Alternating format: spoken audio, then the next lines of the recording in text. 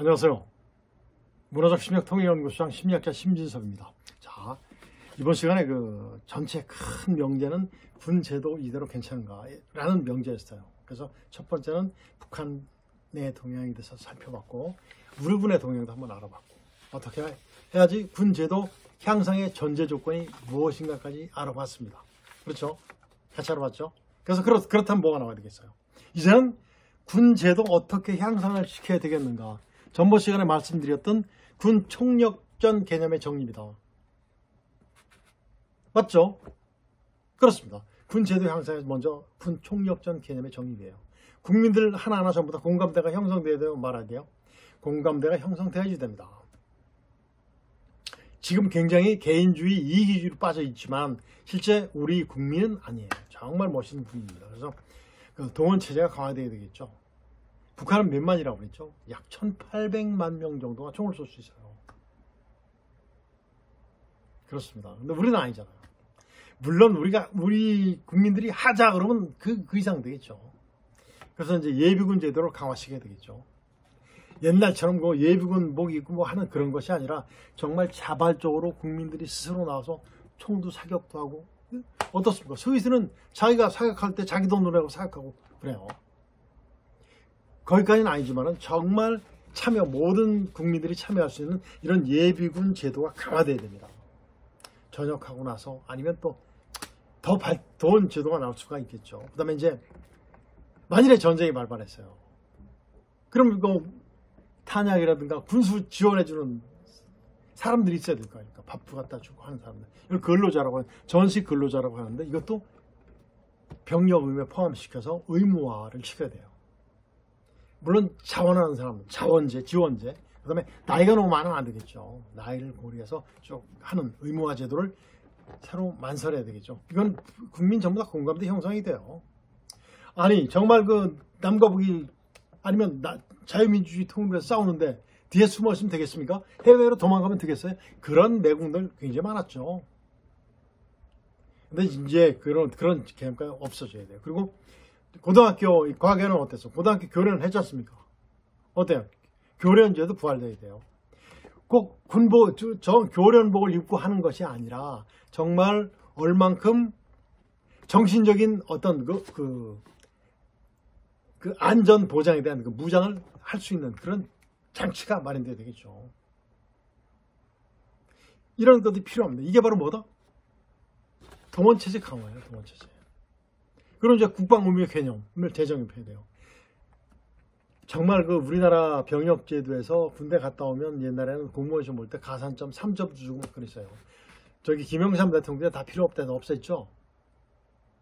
또 어느 유공자들은 뭐 10점씩 주는데 말이 됩니까? 군에 갔다 오는데 그런 제도 전부 다 새로 바뀌어야 돼요. 그래서 이런 것들, 그래서 국방의무 개념의 재정립, 병역의무의 남녀 평등화, 남녀 평등해야 되죠.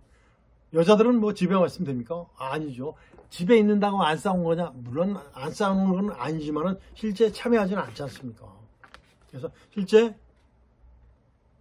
병역 의무에 정말 남녀 평등이 없는 것을 일반화 시켜줘야 됩니다. 그렇겠죠? 그리고 이제 징집 비대상자들은 어때요? 징집 비대상자들은 세금을 낼 수 있는 그 일정 군에 가 있는 동안만큼 만일에 30개월 군대 가 있다. 제도가 바뀌면 지금 18개월이지만 그러면 18개월 동안 들어가 있는 병사들을 위해서 이제 뭘 내야 돼요? 세금을 내듯이 이런 제도로 활성화돼야 돼요. 일정 기간 병역 세금 제도를 적용시켜야 되겠죠. 그래야지 나는 군대 갔다 왔어. 나는 세금 냈어. 맞죠? 그렇게 되는 거죠. 그리고 이것보다도 군이 뭐가 돼야 됩니까? 복지가 최우선 돼야 돼요. 최우선. 복지제도가 최우선 돼야 됩니다. 복지제도가. 군에 안 가잖아요. 전부 다. 내가 미쳐서 군대 가냐. 그래서 복지가 안 따라주기 때문에 그렇습니다. 정말 군 복지제도가 정말 향상되면 어때요? 군에 갑니다. 군에 많이 갈 수 있어요. 그리고 이제 국방의 전문화를 추진해야 됩니다. 정말 보면 장교의 전문화.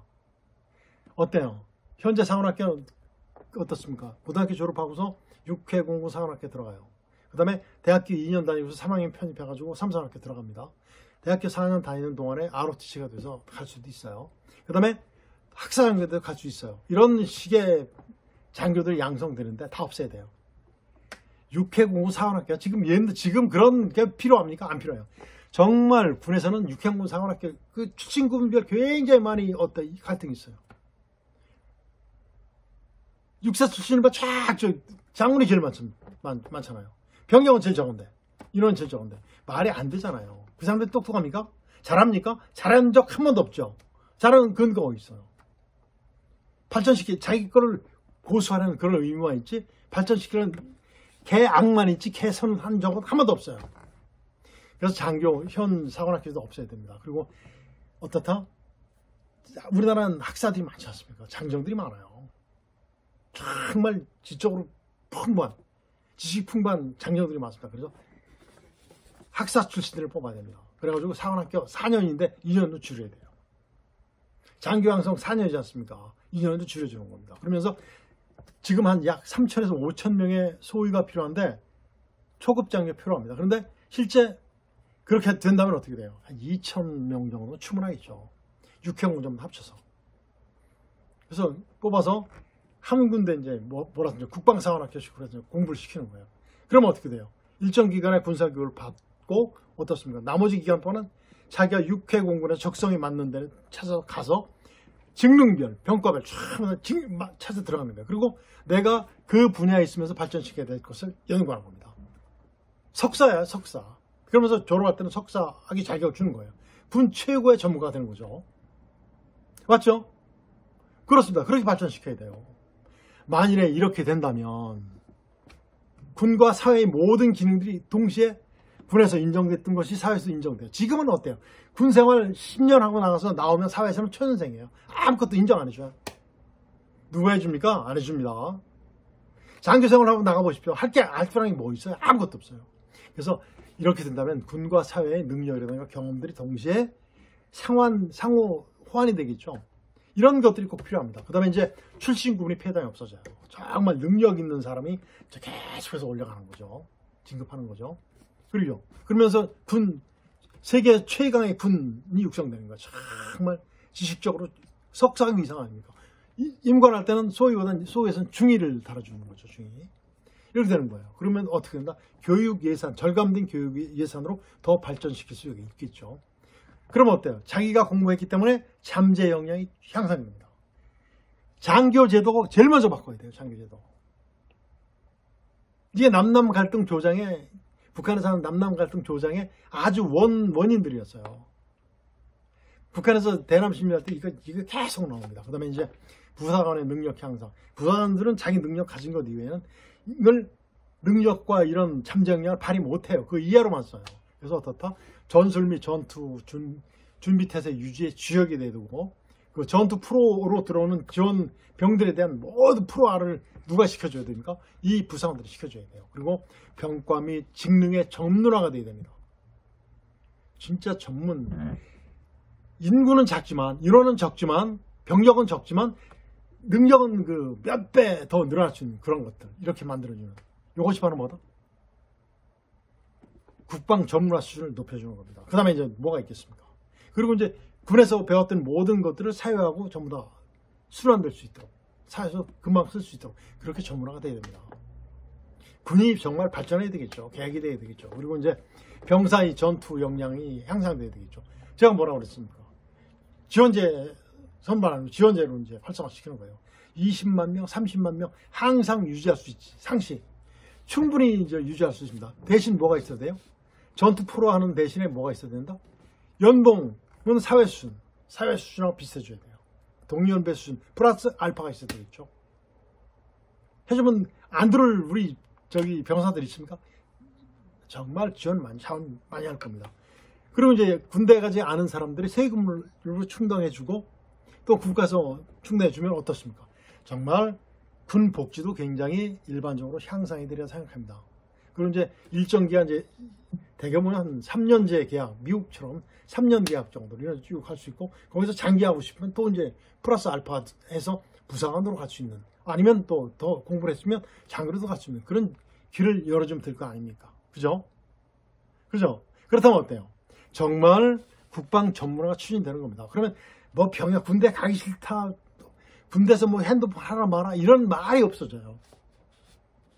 어떤 대통령이 우리나라 완전히 다 군 다 완전히 많이 시켰잖아요. 군인들이 핸드폰하고 있어요. 핸드폰. 우리 엄마한테 핸드폰하고 있는 비밀사항 다 보내주는 거예요. 말이 돼? 이런 것들이 없어져요. 이런 모든 제주들이. 그래서 이렇게 된다면 진짜 우리 군 이대로 괜찮은가를 능가하는 정말 군대 세계 최강의 군이 육성들이라고 생각이 됩니다. 여러분 그렇죠?